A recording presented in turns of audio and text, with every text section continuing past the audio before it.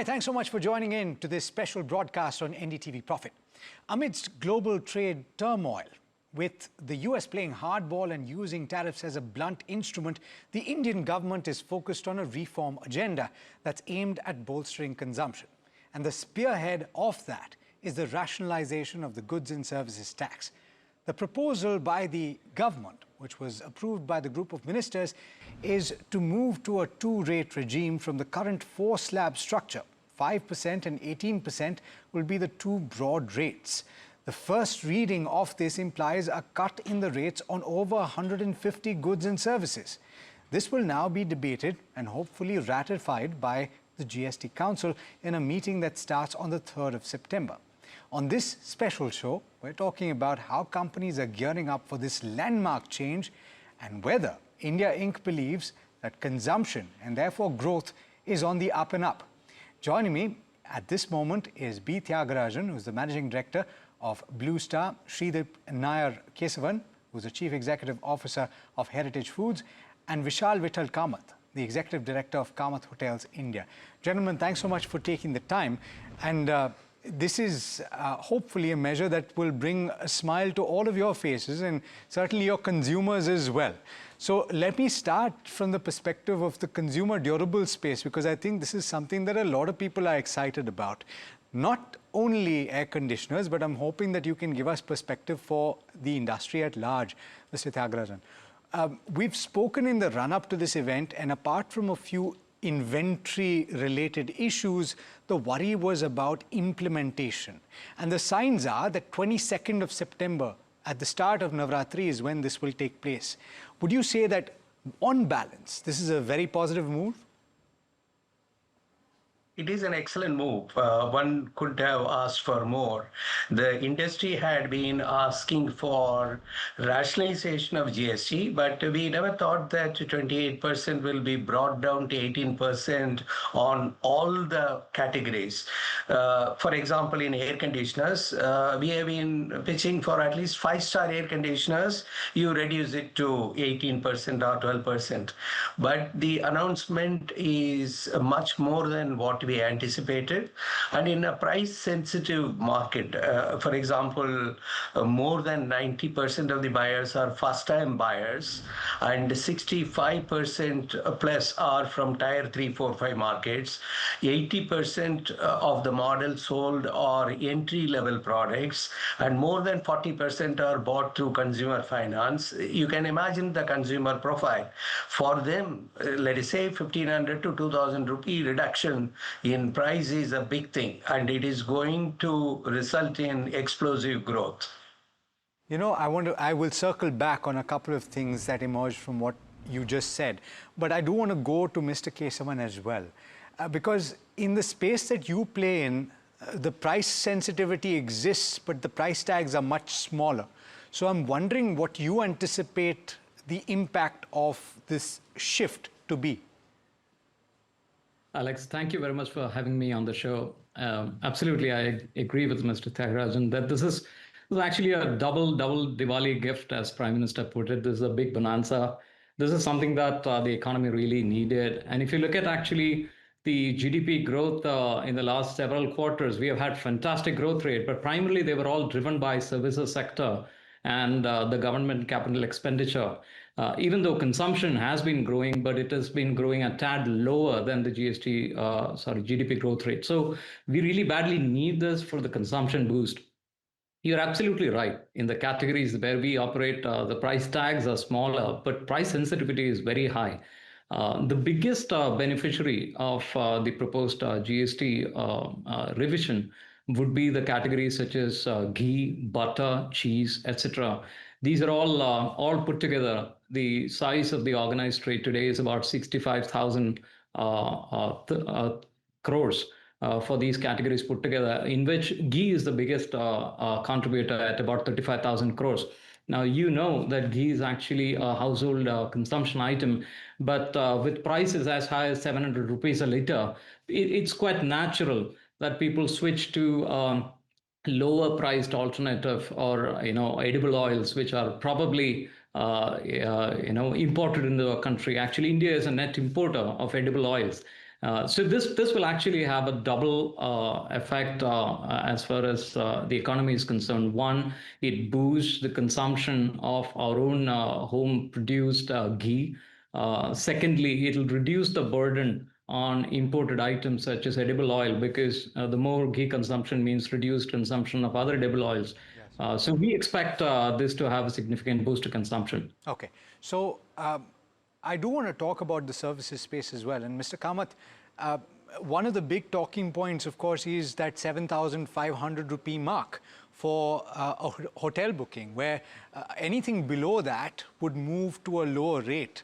And this, I think, is a shot in the arm for a sector that is already being spoken about in various circles, about being one of the fastest growing in India, travel and tourism. What, according to you, is the fillip that you will get from a rate reduction here? And do you anticipate that the rates in the space that you play in will now get polarized even further, and that middle range of around 7,000 to 9,000 or 10,000 might just go away? Namaskar. Nothing will go away. And the thing is that as you have an improvement in the GST simplification and the GST rates in general, what happens is customer profiles tend to change. Now, as Mr. Tyagarajan said, many a times they are first-time buyers. But what about the second-time buyer? A second-time buyer is the kind of person who will take advantage of the GST rate being reduced and go towards what we call as premiumization. So there would be a saving on one hand, that today if someone was going to a simple restaurant, he still has the urge to spend a certain amount in his mind. Now that the tax is reduced, he might want to go for a better product. So whether it is in our industry or any industry, I do feel in the long run, premiumization which has happened post-COVID will further get a boost because of the rationalization of the GST. In our industry, there will definitely be, see, the 5% segment which was already there for the food industry, for the restaurant part, which is in standalone, that is already having a certain consumption based on a certain demand, festivities, celebration, or need-based dining. But when we look at the higher segments, when we talk about India as a MICE tourism destination, I think the rationalization of this 18% also is critical, because we are losing out our foreigners to Thailand, to Taiwan, to other nations who are having a very friendly GST policy or a taxation policy and a visa policy to help all these people come and increase their forex. So I think along with this 5% shot in the arm, we should get a shot in the 7.5 category also, because ultimately, if the volume of business goes up, the GST collection will go up. And that is something which I hope the government will look at and in the council meeting on even further on this 7.5 thing. See, this 7.5 cap was what logic has never been told. And considering that it's been there from the last 3 years, it does not account into today many of the tier two cities also crossing 7.5 because of inflation and demand perspective. Yeah. So I think we look forward to the government bringing this and making our industry more friendly in terms of GST on multi levels. Important point that you've raised, right? And the tendency of these slabs to remain unchanged for many years is something to contemplate as well. But I do want to ask both the manufacturers, and I am loosely using that word, sellers of products, whether they anticipate that capacity will have to be added if they think that consumption will get such a boost. Because, and I'll start with you, Mr. Tyagarajan, you are only speaking about, or we are only speaking about GST today, but there's more that is in the works, right? We've spoken about the implications of the IT reform. We've spoken about the monetary policy, which is favorable now and possibly heading even lower. You've got the Eighth Pay Commission. So you've got several cylinders that are firing. Do you anticipate that not just you as a company, but the industry as a whole and private sector will have to significantly bolster capacity in the near term? Of course, yes, it is a golden period. Even without the GST rationalization, some of the consumer durables were on a very high growth path with a CAGR projection of close to 19%. Many other categories, it is between 10 to 15%. Now, GST rationalization combined with the one more thing is the income tax rationalization happened actually. All these put together, it is going to drive consumption growth. Of course, you will have to watch out for a global economic slowdown, whether we will be able to avoid it and protect ourselves as a firewall, that the Indian economy will continue to grow irrespective of what is happening in the globe. We have to watch out for that. But otherwise, if I were to take the period FY 26 to FY 31, it is going to be a golden period. There is absolutely no doubt about it. Mr. Kesavan, you want to weigh in on that? Yeah, in the long run, I totally agree with you that with consumption increasing at the rate at which we anticipated to, we will have to ramp up the capex, that we have in our pipeline to accommodate the kind of volumes that's going to come our way. If I could just talk about some numbers, for example, ghee in India, organized trade is roughly around 32 to 35,000 crores. That's the size of the industry per se. And the unorganized or informal economy is close to about 80 to 90,000 crores. We anticipate that it's just my simple estimation that in the next 3 years, the organized industry of ghee could double and become 65,000 crores. That's a CAGR of about 32 to 35%. And if we are probably, the industry is gearing, at this point in time, it's geared to accommodate a growth of about 20 to 25%. So this is close to about 10 or 15% higher rate of growth that we anticipate. So we will naturally have to accommodate that. But that said, I believe that we should also look at certain flip sides that we are, or rather actually watch outs that we may have in the short term. That is, for example, it is still not clear about the inverted GST structure that we have in certain products, and for example, the inventory. The timing of this particular announcement for our industry is very interesting, because of almost 40 to 50% of our sale happens in the festive period, which is September to November period, as far as ghee and butter is concerned. And the announcement is coming bang in the middle of it. And we'll have to watch out how the inventories pan out. So there might be short-term variations in the kind of sales numbers that we might clock. But in the long term, I totally agree with you that this is a good story as far as capacity building is concerned. Yeah, important. And we incidentally have spoken to Mr. Tyagarajan in the recent past as well about the inventory issues. And I think what he had stressed very clearly was that the sooner the implementation takes place, the better it is, because less pain for the system at large, right? Because the distributors will have to hold inventory and bear certain losses. But I'm just wondering about how you rate this in the larger scheme of things.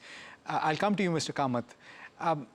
Give me a sense of the trend that you've witnessed already so far this year, because the latest aviation trends also seem to suggest that the second quarter was a little soft. So do you anticipate that the rest of the year, given everything that we've seen, including the GST push that we could see now, will be significantly better than what we've seen so far? And if you can put it in numbers, that would be very helpful. So if you're asking me, I'm asking Mr. Kamath. Oh, you're asking me. Oh, Yes. sorry. Basically, the first quarter rather was a little soft because, as you know, we had Operation Sindoor, which basically did put a pause in the month of May, which is also a crucial month because there's a lot of corporate movement happening. There's a lot of holiday goers also. So certain of our industry sectors did suffer. But if you look at it going forward, now looking at the month of September, October, November, we are looking at very buoyant and robust growth. And regardless of whether the GST deduction happens or not, people will still go out, they will still holiday, they will still get married. It's just that now they'll have a little more money to celebrate and to buy more things. And like I said about the premiumization, we find that there's a value upgradation happening. Today, I will want to buy a branded product like Blue Star or Heritage, go to a Orchid Hotel, as compared to, compromise and buy some, white labeled AC, because my aspiration has improved. If you look at the car segment also, the premium segment cars, if you look at the alcohol segment in the premium with the single malts, and in hospitality also, Orchid hotels are getting more traction than what they would maybe in 2018-19. So there is a more demand for brands, and there is a further growth. I think all three of us are unanimous in the India story, in our own citizens, in our consumption story. and the aspiration that carries with it. Very So yeah, that's how it would say. Very well put. And I like the statement because it makes a lot of sense, right? There are certain products and services that you will consume irrespective. And of course, if you consume and the rates are lower, there's more money in your hands. So weigh in on that, Mr. Tyagarajan. Do you also see people moving up the value chain sooner rather than later? And what are the implications for companies like yours? See, in the normal course, for example, three-star air conditioners, actually that constituted a lot, and some 30% of the total sales used to be five-star. Now, since the price levels have come down, yes, while three-star air conditioner buyers, a significant amount of them can migrate to five-star because it makes business sense for them, because over the life cycle, they are going to save power. Earlier, it was that price band that was restricting them. So obviously it will happen. The second part is someone would have thought of buying one air conditioner for a bedroom. Now they may consider buying two. Little more money they have to spend because the per unit price has come down. They can afford two instead of one. So it will have a phenomenal effect. We have seen for a much smaller reduction. Here we are talking about 28% to 18%. It is historic. It has never happened in India. You know, Even though excise duty and VAT was there. Certainly. My last question to you, gentlemen, out of 10, I would like you to rate your excitement ahead of the rollout of this landmark GST reform and ahead of the festive season, which I think all of us are hoping is going to be a fantastic one. I'll start with you, Mr. Tyagarajan. Out of 10, 15, I would say. Okay, you've broken the scale. Let me go to you. Let me go to you next, Mr. Kesavan. Can I go one up on Mr. Tyagarajan? Please do so. Yeah, so yeah, absolutely. I'll also go with 15, 20, 25, whatever. We're also super excited, especially because of the timing. For us, it's very critical. The categories that are going to be impacted are highly salient during festive period. There couldn't have been better timing for such a gift. And Mr. Kamath. I just like to say that both as an industry and as a consumer, both we are ecstatic. The reason being that we have suffered through so many challenges with multi-taxes that now with this in simplification, anything happening is 100% satisfaction on our demands in terms of improvement. So I think there can be no debate about this at all, that as a consumer and as industry, we are extremely happy. Okay, we began with smiles on our faces and we are ending with smiles on our faces. Gentlemen, thank you so much for taking the time. Thank you. Thank you very much. Thank you. All right, now that is a perspective from three companies and industries that are certainly going to benefit. But let me widen the scope and give you a sense from the associations that represent not just the large companies, but the smaller ones as well. I'm joined now by Sanjay Nair, who's president of ASSOCHAM. I don't need to introduce him or the association that he represents. And I'm also joined by Chandrakant Sarunke, who is the president of SME Chamber of India. Gentlemen, thank you so much for taking the time. Let me start with you, Mr. Nair, because there seems to be a considerable amount of excitement. And my previous panel has rated this 15 plus out of 10 in terms of excitement. I wonder what your initial thoughts are. Hi, thanks for having me on the show. I would say, yes, there is a fairly high degree of excitement, but I think we have to wait for the details to come out in the next couple of days. I would say at a headline level, the simplification, the rationalization into two duty structures, and I'm hoping very much for clearer compliance, easier compliance, lesser form filling, lesser classification that lead to misclassifications. Anything and everything we can do to simplify the life at least benefits our MSMEs and SMEs big time.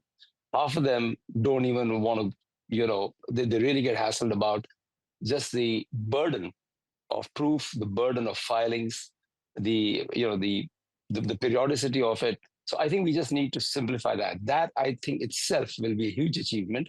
Besides, of course, the rate structures being rationalized and coming down in quantum. So that's kind of my headline view.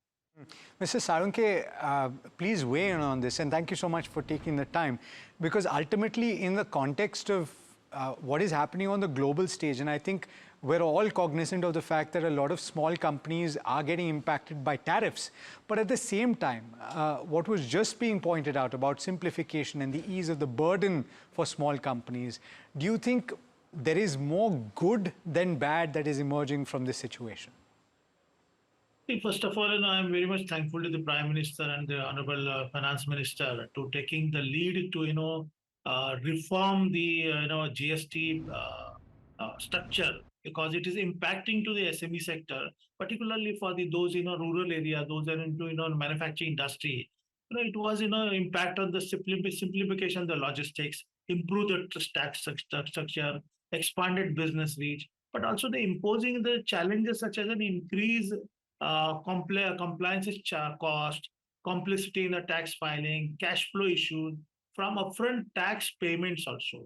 Initial difficulties in adapting to the new system. I think the GST aims to create a single uniform tax system, replacing the multiple indirect taxes, which is leading to the operational efficiency, competitiveness in MSME sector, and especially for the current economic scenario in India as well as the global platform. It will be the beneficial to the SME sector, particularly those are also losing the benefits of the GST. I'm sure that this will enhance the profitability and efficiency amongst the MSME sector, and especially in the manufacturing industry, because India is looking to become a manufacturing hub. And the Honorable Prime Minister has given task to MSME sector to march towards Viksit Bharat. So without SME, India will not grow, and without India, the economic global important points that you raise.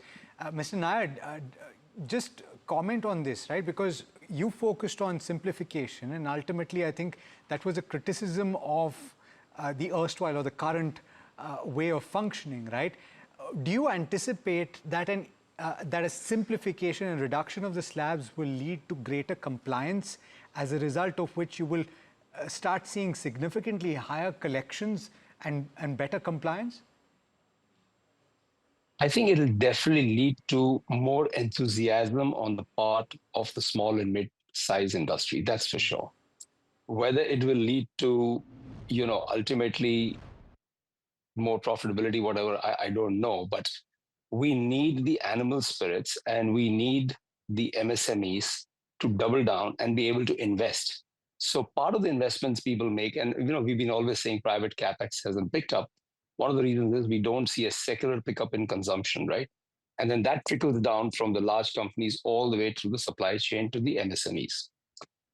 So the way I'm at least, and the way our members give us feedback, it's simplification is the first step, so that ease of compliance. It's not about, not paying the GST. It's about just doing it fearlessly and in a very transparent way. I think that will definitely improve on a scale of 10, give them another boost of 3 or 4 points.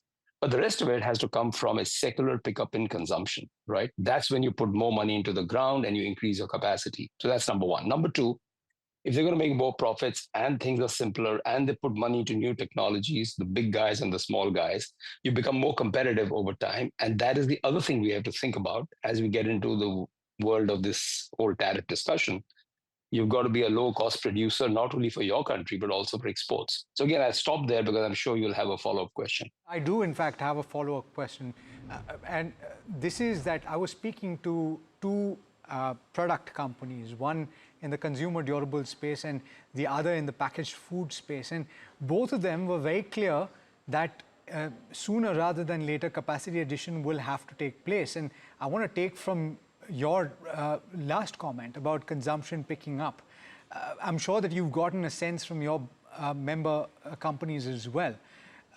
Assuming that the 22nd is when this kicks in and we have a blistering festive season, do you anticipate that starting towards the end of this year itself, you will have to set up additional capacity? Because in a lot of industries, Sanjay, we're already working at 70-75% capacity. See, if it is truly 75-80% capacity, the private Capex will come automatically. A secular pickup in consumption will come from a couple of drivers. Okay, one is the income tax break we got previously, which is now going to get, embedded nicely into the people's income stream. Reduction of a weighted average, just take whatever weighted average is, between 5 and 18, let's say 12%. That is going to put more money in people's hand. but we have to see lasting consumption. We saw it in the previous 2008 crisis ke baad, we gave an impulsive consumption stimulus. It didn't last and give us a lot of headaches. This way, the impulse that we are giving, which is rationalizing duty structure, more income in people's hand post-tax after the last budget, this will, I think, give a secular bump in the consumption. So I'm not going to react to your Diwali question or pre-Diwali question. I'm more keen on watching what happens over the next 1 year. If people are going to get another 20,000 rupees in their hands, I think that will change the consumption pattern, and that will then drive private capex. Gentlemen, thank you so much for taking the time and for speaking to NDTV Profit. And that brings us to the end of this special broadcast. Of course, it's given us quite a bit of food for thought. Let us know what you think in the comment section and do stay tuned. This is NDTV Profit.